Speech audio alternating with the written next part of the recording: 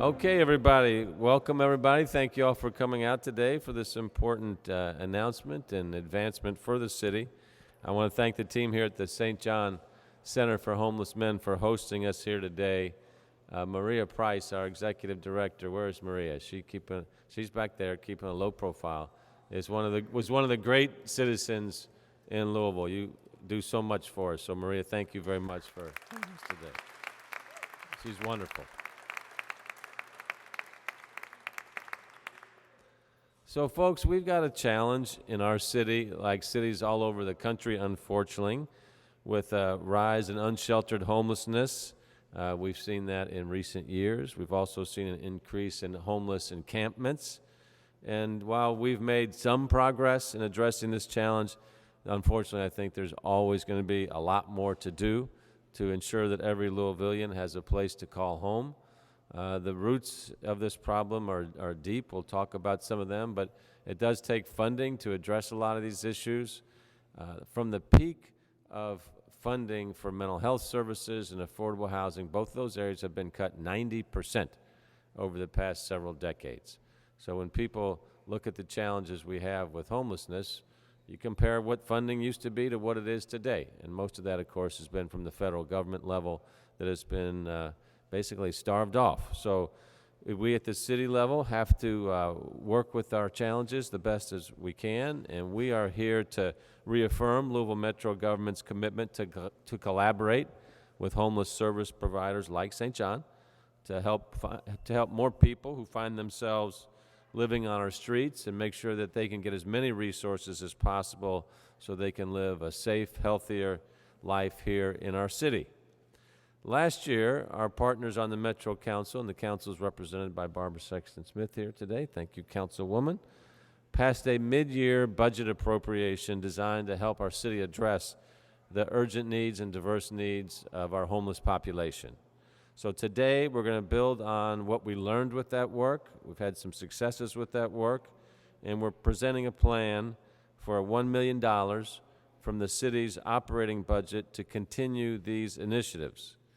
These initiatives were chosen in collaboration with the Coalition for the Homeless to align with the 8 recommendations outlined in the University of Louisville study, Solving Street Homelessness in Louisville, Kentucky, released in June, and led by Dr. Bacino and her group at U of L. So I want to say thank you for your all's good work in this area.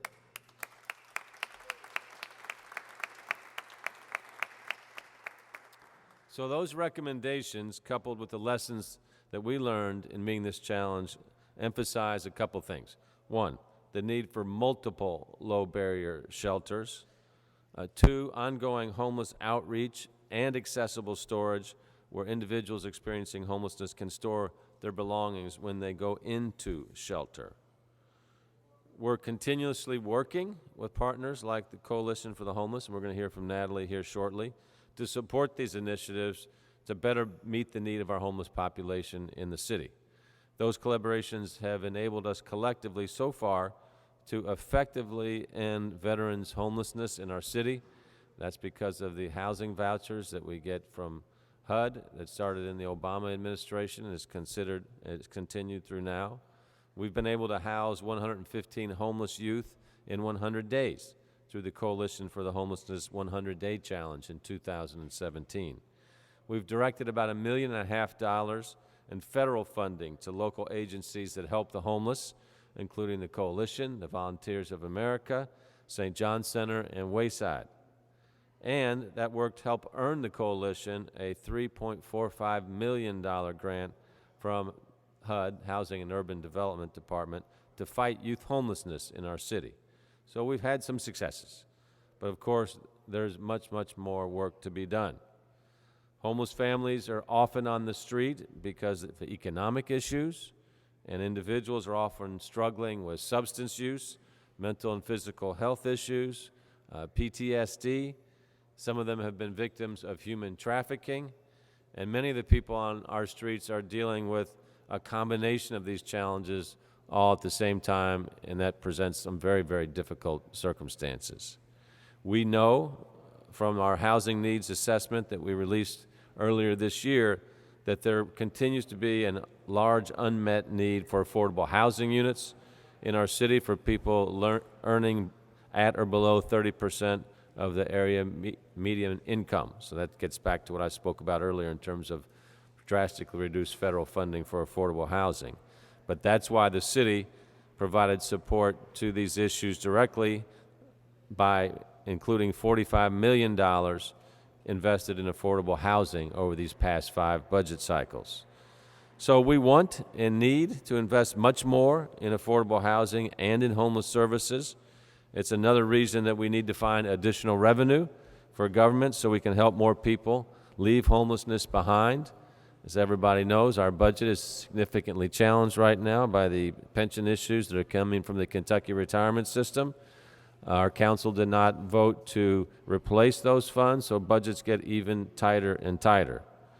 But we want to help people in our community, no matter what condition that you're in. Recently, just to tell a success story, we've got an anonymous individual, but let's call him Travis. Because of the situation that he was in, he was deeply depressed.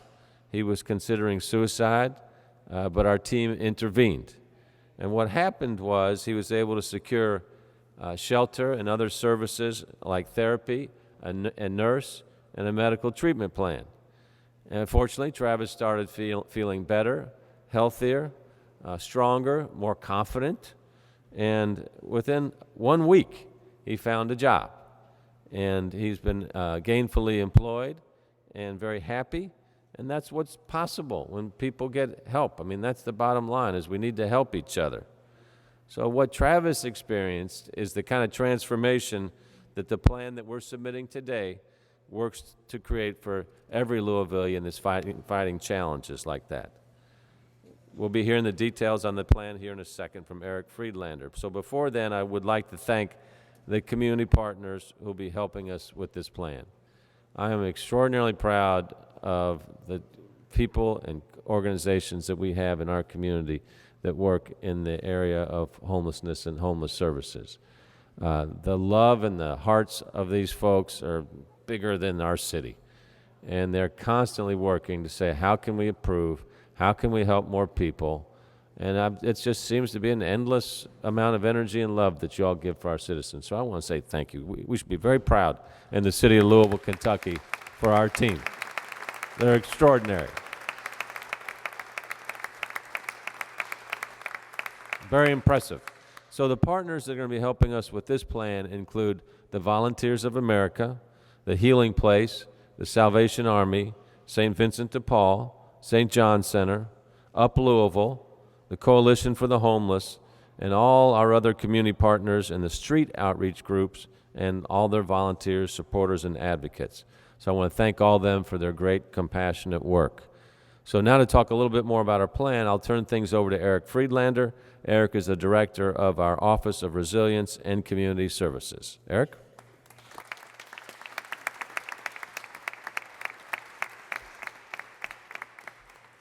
This is a fun day. First, I'd like to say thank you, Mayor Fisher.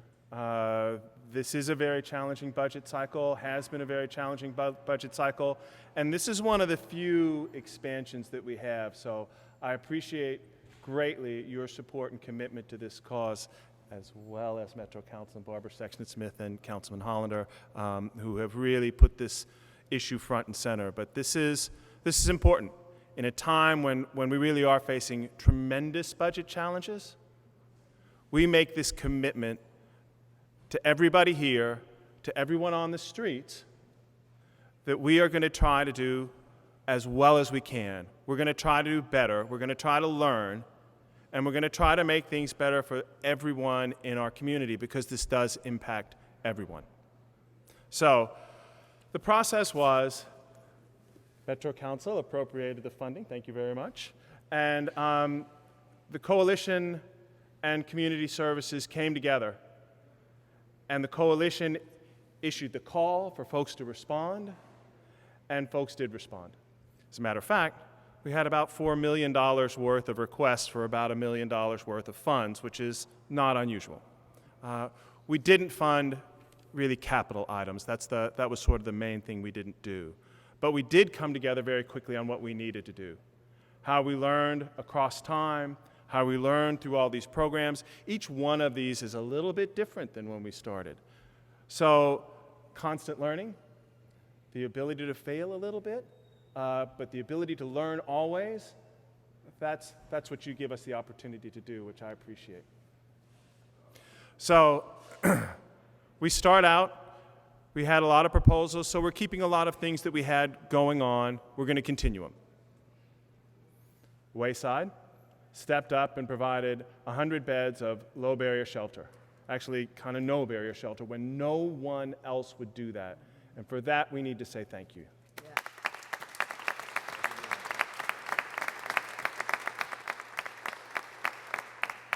You learned through that process. Yes, we did. And so it is about learning. It's always about learning. Volunteers of America has helped us with family shelter. We have a lack of family shelter beds in this community. It is hard to find family shelter beds here. So Volunteers of America has stepped up to help us, when there's a real emergency, find places for folks to go. And let me tell you, there have been some real emergencies that without them, we would have been completely lost. We have a new partner in the low barrier shelter area, and that's St. Vincent de Paul, who have, in response to, I think, looking at what we've all gone through this process, they've reduced a lot of the rules to the entry into their shelter. And what they're going to provide for us are 10 beds that are more single, that are for one person, because there are a lot of people that go into our shelters that cannot take that congregate environment, can't take the chaos of that. And so we're going to have some support for those folks that can't do that. And we're also, in the winter, Healing Place has had tremendous expansion. They provide services in our community that go beyond most places in the country. We are known for how we do substance use, and if you want to get into a program, you really can here. So during the winter, we're going to fund an additional 24 beds for men primarily, for men, I should say, not primarily, for men. Don't necessarily have to have a substance use issue, but hopefully you can get into a program, they can get into some place out of the cold, because we were talking about winter, right? Mm-hmm. So we thank you for stepping up and continuing that program. We're also going to continue to fund storage. We had some storage at First Link that St. John's was running. We've turned it over to Salvation Army. And so that all got moved about a month ago, and you all didn't hear a whole lot about that. That's because it happened well. So we're going to continue that. They have space. They have the parking lot. They also have bathrooms there, lots of things that are important for folks. So we think it's actually even a better fit, and we look forward to the continuing development of that storage.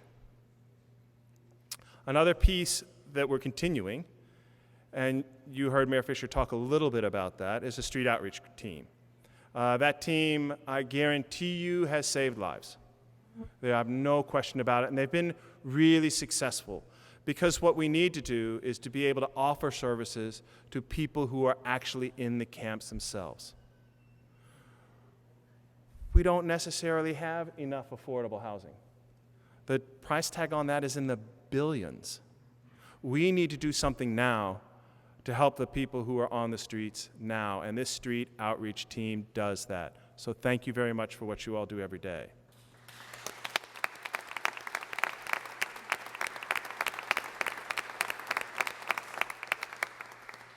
To that end, I'd say we doubled down, but we actually tripled down on that. For street outreach, we had talked a little bit about needing some more support for street outreach, particularly behavioral health and substance use support. Through our friends at Wellspring, we are going to be able to provide professional support. I'm going to be bureaucratic. It's called an assertive community treatment team, LIGHT, where you actually have a psychiatrist backing up a whole team. and a medical behavioral health specialist and peer support to back up the outreach team. And when you all need some help that way, we've got somebody you can call. So thank you for doing that.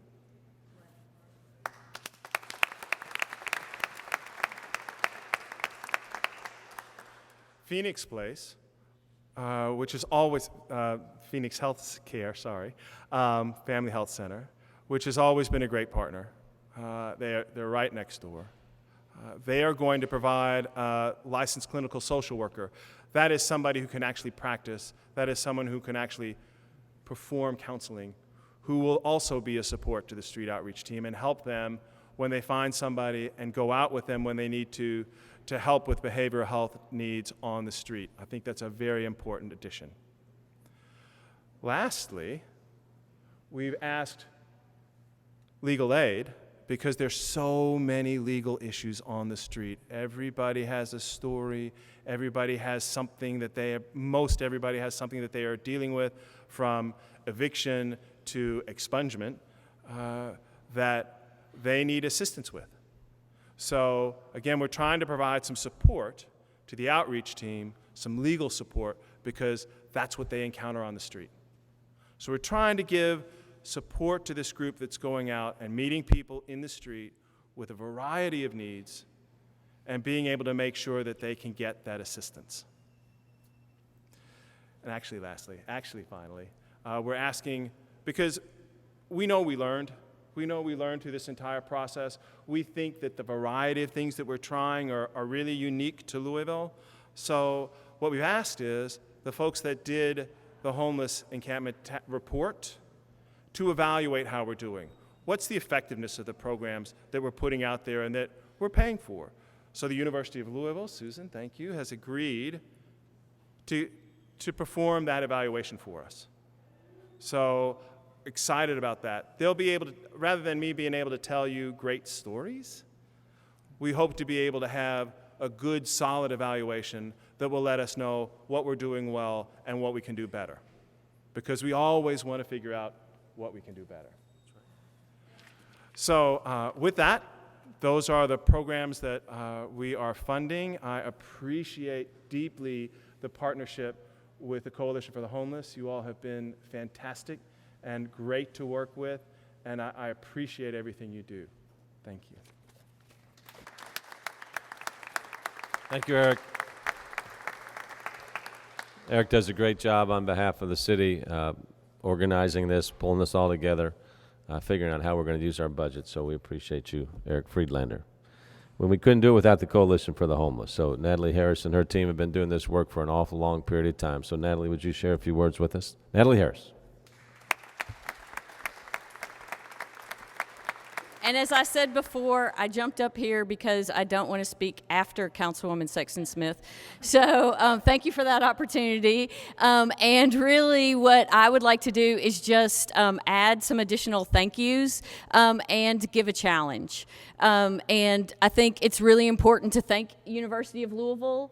I can tell you when we sat and looked at the proposals and looked at the need, it was very clear what was needed, and there really was very little discussion other than how much can we allocate here and there, but there was very little any need to discuss, well, should we or should not we fund this, because it was very clearly outlined and we knew what needed to be done.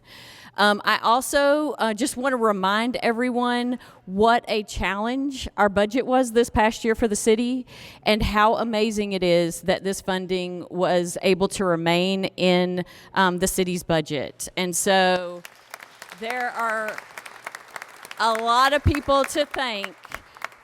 Several of them are standing up here, but community services, our mayor, and our council members stood up for this funding and for the need for homeless people. And so that leads to my challenge, which is that I can tell you from each of the groups that is standing up here, they did not get the amount of money that they need to do all of the services that they need to do for homeless people in our community.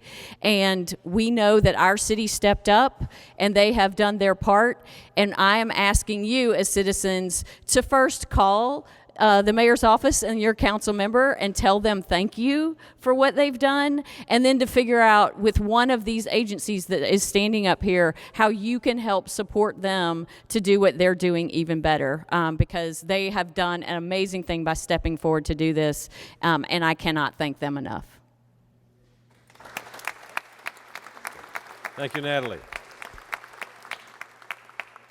Well, to get this done from a city perspective, you need both the mayor's office and the council to act. Barbara Sexton Smith and Bill Hollander have been tireless advocates for the need for the city to do more with homeless services. Councilwoman Sexton Smith, is in the streets learning the challenges of what takes place so that she can speak authentically to the rest of the council and persuade them that, yes, this is a fantastic investment for the city and much needed. So I would like to thank Councilwoman Barbara Sexton Smith as she comes up here to say a few words on behalf of the council. Thank you.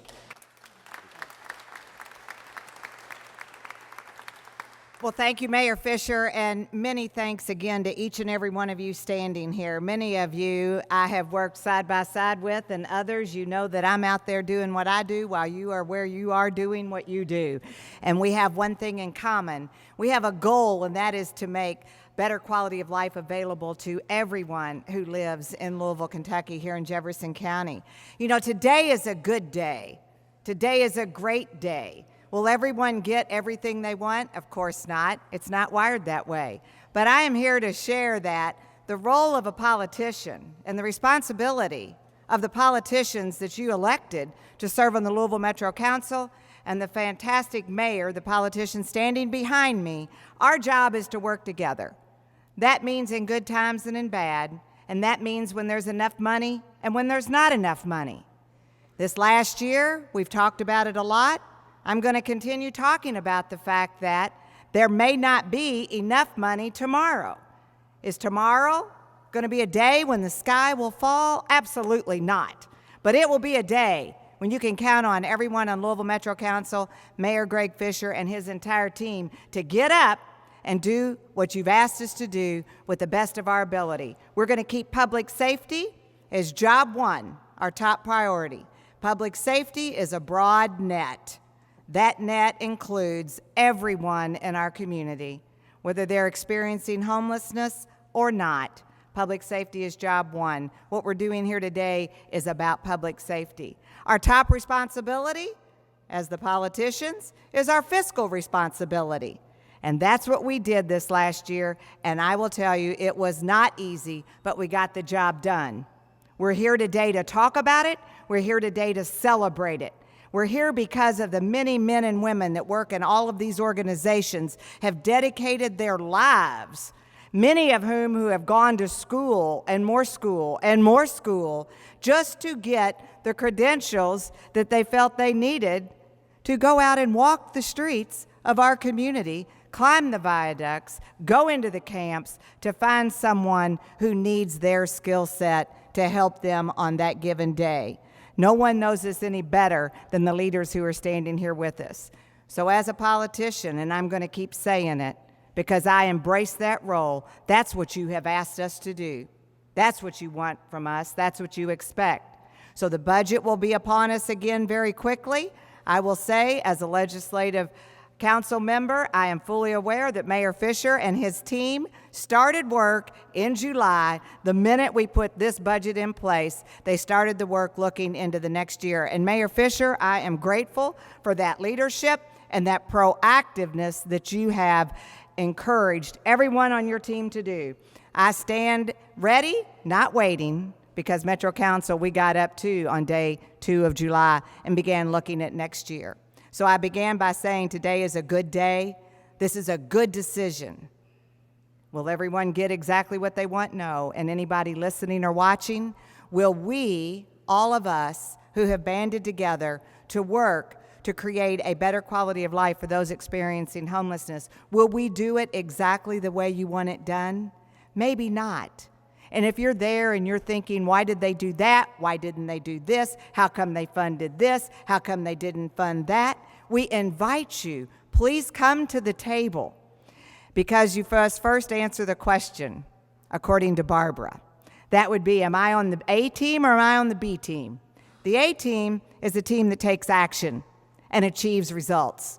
They see a challenge that's complex, and they develop common sense solutions with or without enough funding, and they take action. So please, if you are taking issue with anything that we are trying to do together, take some action and achieve results with us. The B team. The B team are the folks sitting on the bench. Mayor Fisher, I'm going to use one more sports analogy, if I may.